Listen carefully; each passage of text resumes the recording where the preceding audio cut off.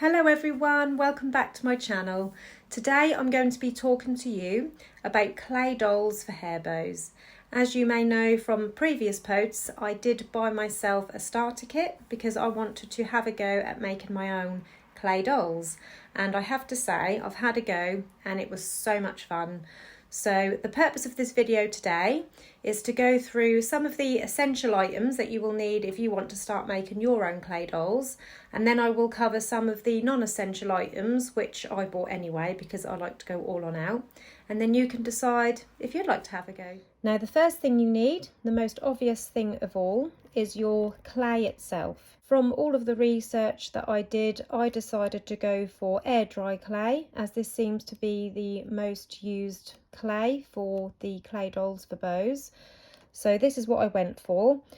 These ones here in this bag, these came in my kit, which is linked in the description below. I got these from Etsy, from 𝘬𝘪𝘭𝘪.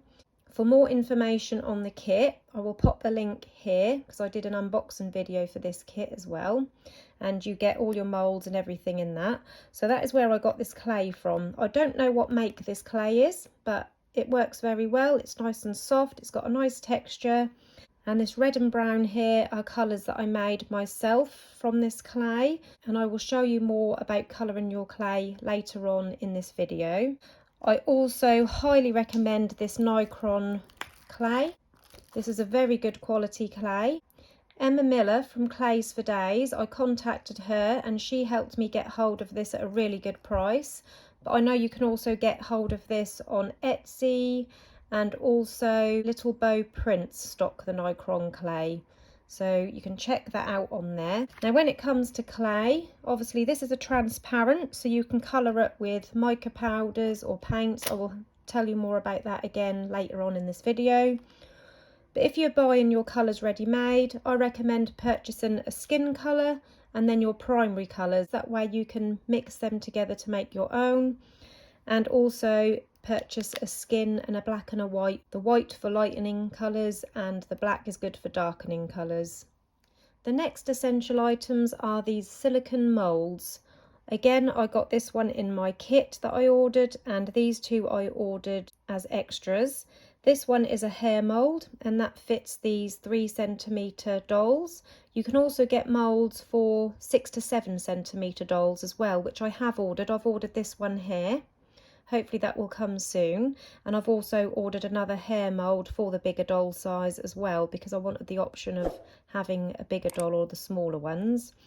These were really good value from Etsy. Again, I will share the link in the description below. These were less than £10 I believe, and the bigger one obviously was a little bit more expensive but still very cheap.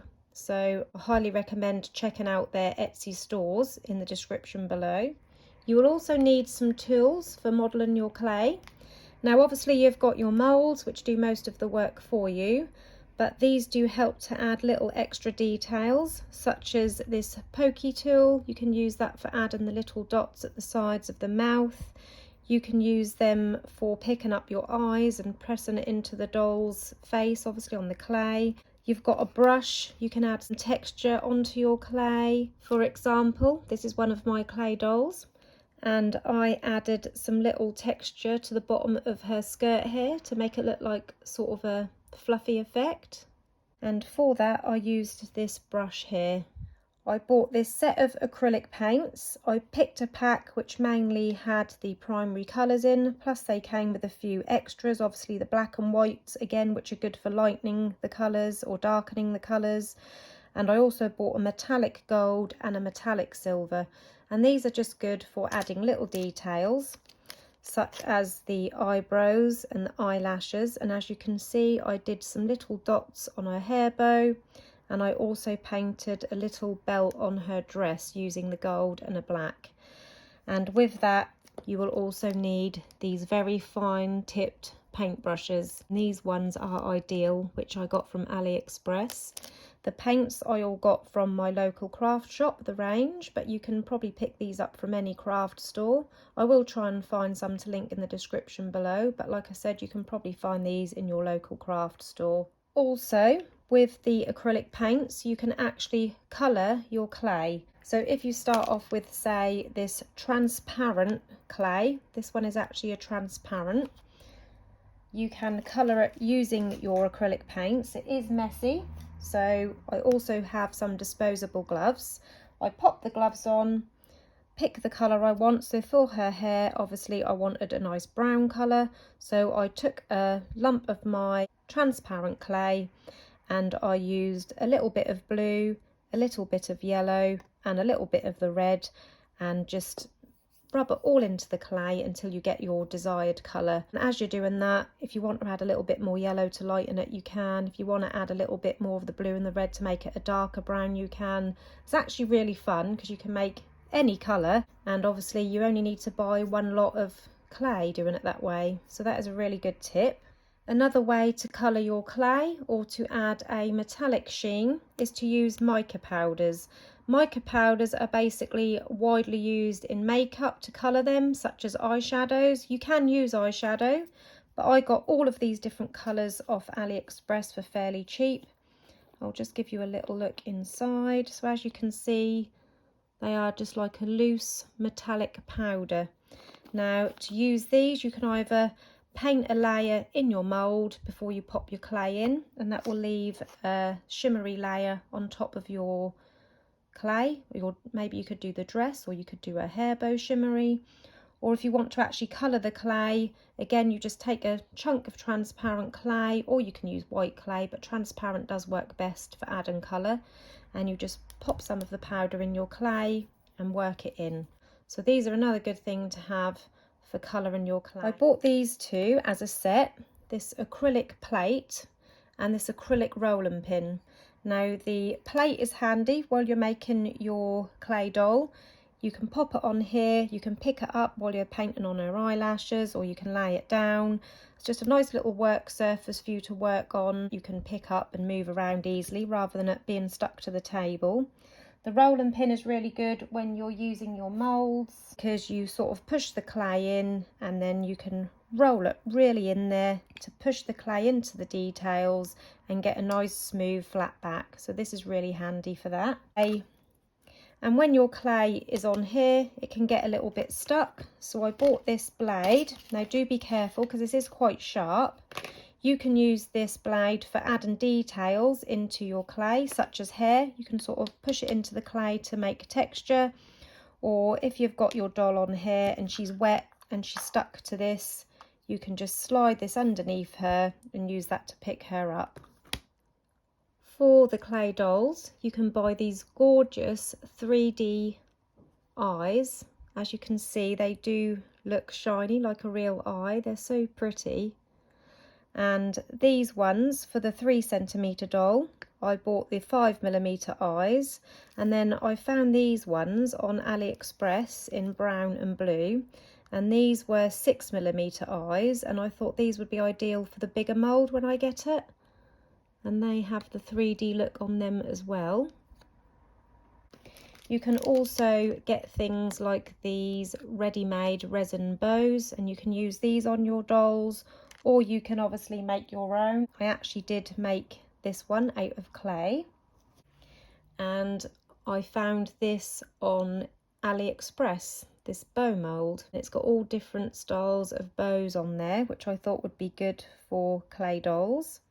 Now I did find with this mould, it was a little bit difficult to demould the clay. It got a little bit stuck, and this does feel stickier than these ones. It's obviously just maybe a cheaper material, I'm not sure. But it did work when I used coconut oil. So I've got a tub of this pure organic coconut oil, which I use for all sorts. You can use this as a moisturiser. This has so many uses, but it also makes a good demoulder.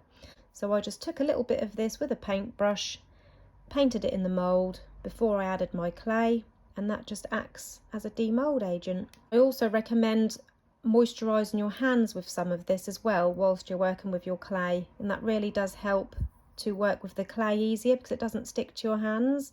So this is really good stuff. I bought some of these little metal bars for jewellery making. So these ones, they've just got like a little flat head. You can cut these with sharp scissors or pliers, and I also bought some with a little eye at the end. These are really good if you want to make little charms, so you can pop one of these in the top of your clay, and then obviously you can attach her then to a key ring. But I also use these by cutting the eye off, and what you use these for is to attach the head to the body.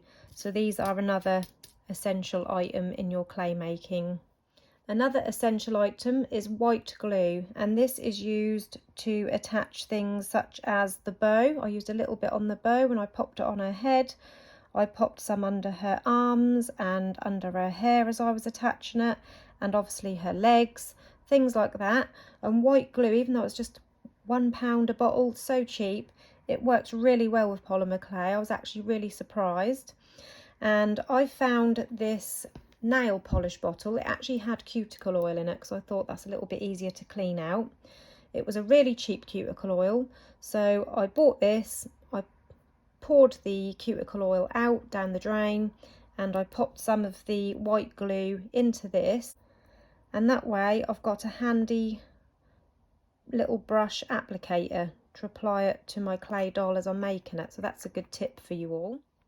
Pastel chalks and a cotton bud, or you can use just a paintbrush, and these are good for adding little blush cheeks. You can just rub this on here and give her little flushed cheeks. You can also use chalks for adding other details, but with these and the mica powder, with both of these, I will recommend that you seal your clay, because the chalk and the mica powder can easily rub off if you're just using them on the surface of your clay. And with that, I recommend a Polyetherine Varnish.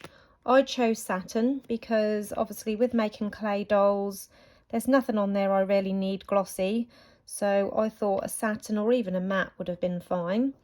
I got this one from Amazon. I will link it in the description below, and this was recommended through the research that I'd done because it doesn't yellow. Like, for example, if I used Mod Podge glue to seal it, that has a tendency to leave sort of a sticky layer and turn yellow. So this is the one that I decided to settle on. I also purchased this silicone mat. So for example, if you need to roll a long piece of clay and you want to lay it on your surface and roll it, you will need a nice clean smooth surface to do that, to avoid getting any sort of marks and dust etc. in your clay. So I use this silicone mat. I do give it a wipe over with some simple fragrance-free baby wipes first to make sure it's rid of all the dust before I roll my clay onto this. But this is a really nice smooth surface to work with your clay, so I do recommend getting one of these. So I hope I've given you enough insight today to help you decide whether you would like to take the route of trying out some clay dolls. Don't forget to check out the description below for all of the items mentioned today, and I will see you soon with a clay doll tutorial. Thanks for watching everyone. Bye!